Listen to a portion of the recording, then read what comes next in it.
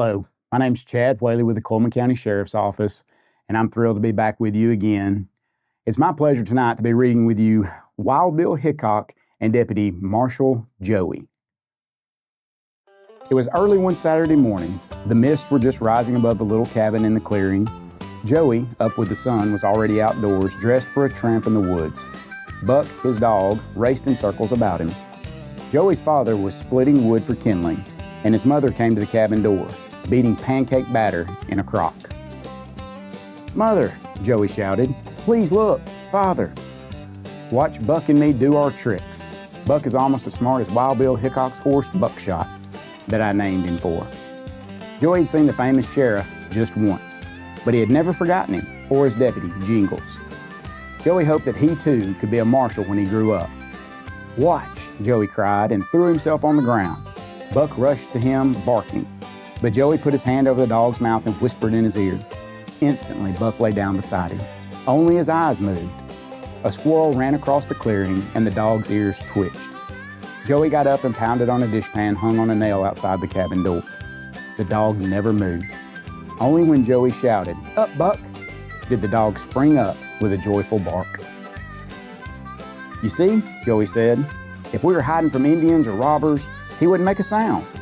Father leaned his axe against the woodpile, but Joey begged, "Watch one more trick, please, Father." Buck can walk Indian fashion. He can pick his way through the woods without making a twig break. Joey strewed some twigs on the ground from the woodpile and started stepping high and careful among them. Buck followed. From the doorway, Mother laughed as Buck lifted a careful paw to set it down in a clear space. "Learning's good for a man and beast," she said. Joey ate his hearty breakfast of griddle cakes with maple syrup and sausage made of venison, and Buck gulped a great plate of leftovers. Then Joey took the gunny sack his mother had given him to fill with pine cones for the fire, tied it about his waist to leave one hand free. In the other, he carried the paper bag that bulged with lunch for him and his dog. "Don't go too far, Joey," Mother said. "It gets dark fast these days, and I don't want you out after sundown. You might get lost." "If you do get lost, Joey," Father warned, "I might have to get Wild Bill Hickok from town to go look for you." "Don't tease Joey," Mother begged. "Mr. Hickok has all he can do to control the ruffians and robbers. His hands are full." "If I were lost," Joey said with mischief in his eyes, "I'd rather have Wild Bill Hickok find me than anybody I know." Boy and dog followed the grassy trail into the woods. Gray squirrels scampered up trees. Chipmunks crossed their path. Blue jays scolded down. Since it was too early in the day to start picking up cones, Joey walked on into the deeper forest where the trees seemed to reach the sky. Now the sun was above him, and his stomach told him it was time to eat. He sat down on a flat rock, and Buck, his mouth watering, ate the meaty bones Joey tossed to him and licked up the crumbs from the corn pone. A fawn darted out from some brush, and Buck dashed after it.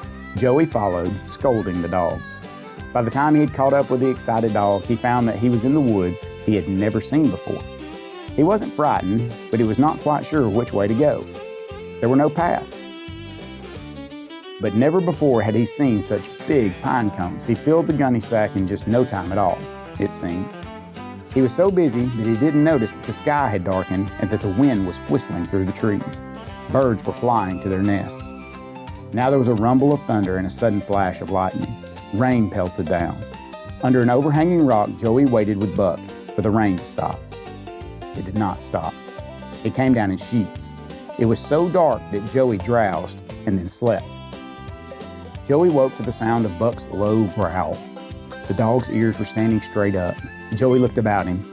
The rain had stopped now, and it was daylight. He had slept the night through. Oh, what would Father and Mother think? There was an odor of frying bacon in the air. Voices came from somewhere close by. Joey put his hand over Buck's mouth and whispered in his ear, "Be quiet, danger." Then he crawled around the rock and looked down into a ravine. Two men sat by a small fire, counting money from a black handbag. Joey gasped, and his eyes grew large. "Quite a haul this time, Red," the big rough man chortled. "Yeah," the mean-looking little man spat tobacco juice. "We sure gave Hickok and his sidekick the slip." Careful to make no sound, Joey and Buck moved away from the ravine. How glad Joey was he had trained Buck so carefully. Soon they found a trail leading down the hill. They ran. Suddenly Joey's foot hit a small rock. He went down headlong, twisting his ankle.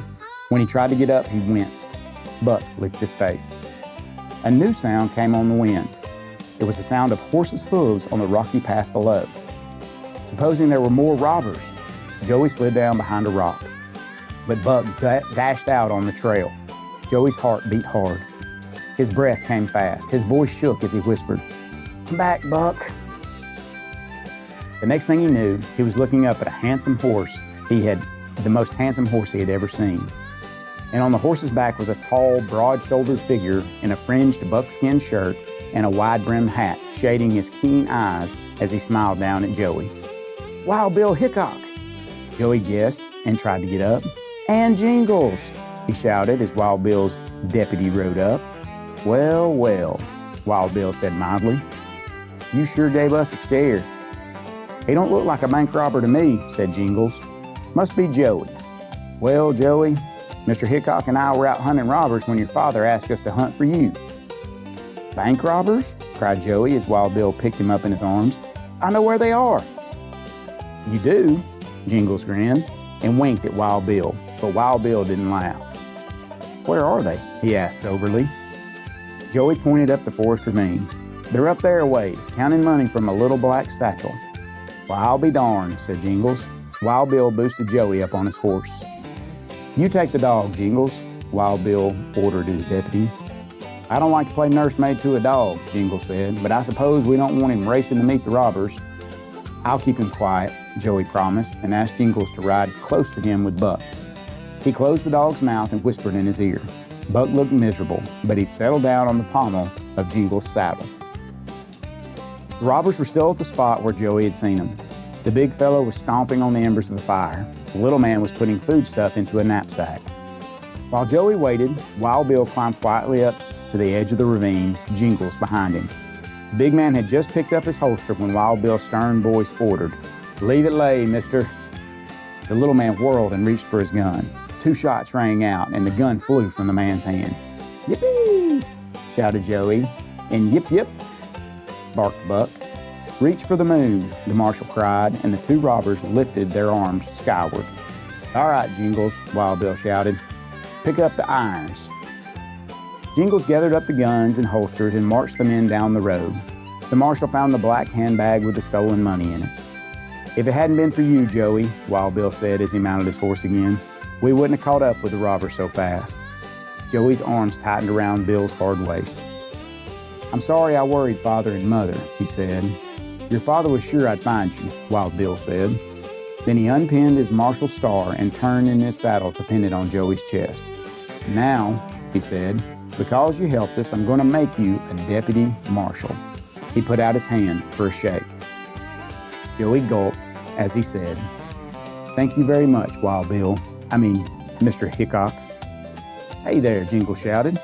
"Now that you got a new deputy, Bill, does it mean I'm out of a job?" "Could be," Wild Bill teased. "You ride ahead and tell Joey's folks he's safe. I'll take care of the prisoners." After the robbers had been jailed, Wild Bill took Joey back home on his horse. Buck trotted along. Father and Mother hugged Joey tight and then began to beam at the new deputy marshal. It was wonderful to have Wild Bill Hickok stay to supper and later to show him Buck's tricks.